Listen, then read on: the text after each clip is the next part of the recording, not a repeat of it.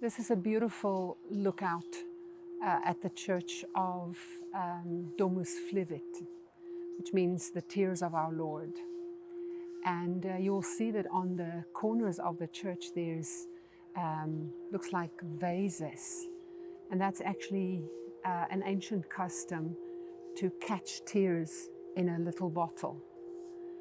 And this commemorates the place where Jesus wept over Jerusalem, where he looked at her and he said, Matthew 23, Jerusalem, Jerusalem, how often have I wanted to gather you like a hen her chicks under her wings.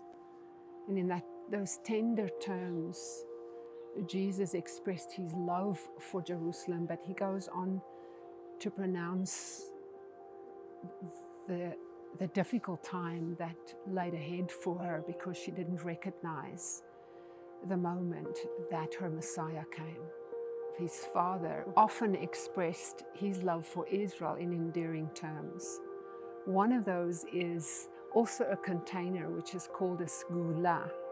It was about this high, and it was a kind of an ancient safe in which kings would put valuable scrolls, like the Dead Sea Scrolls were found in these segulot, or they would put valuables like money, gold coins, or jewelry. God calls Israel his sgula in Exodus 19 verse 5. And then this expression repeats in Deuteronomy, in Malachi, in some of the Psalms. And what he means by that is, Israel, all my valuables I've put inside of you.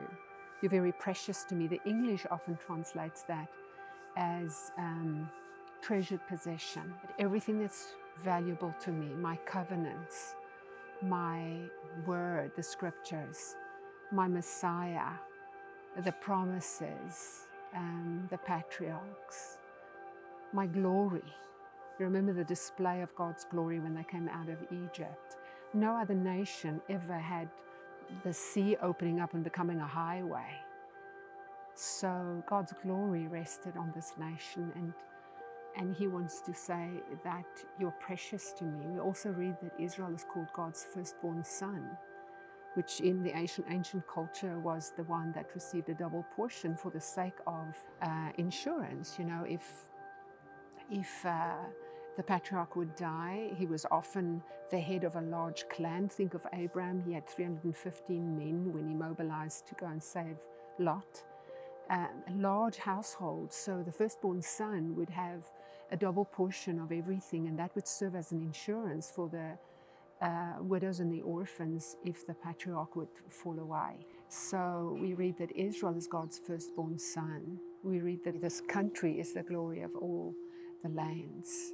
Then it comes as no surprise that he says, he who touches you touches the apple of my eye. So in that specific term, not a romantic term like we often use, apple of his eye, but specifically a protective expression saying, I guard jealously over the little man. That's the actual Hebrew word, is the little man of my eye. There's no apple in the Hebrew. So Jesus expresses his love, and the Father has so many places in which he just said, I love Israel, and I've loved her with an everlasting love. And even though she strayed from him and she